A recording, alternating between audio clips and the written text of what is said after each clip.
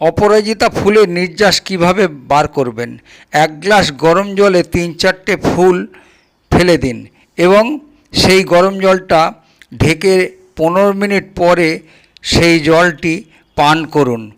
হজমে সাহায্য করে, শর্করার মাত্রা নিয়ন্ত্রণ করে, ওজন কমাতে সাহায্য করে এবং ত্বককে বার্ধক্যের ছাপ থেকে রক্ষা করে।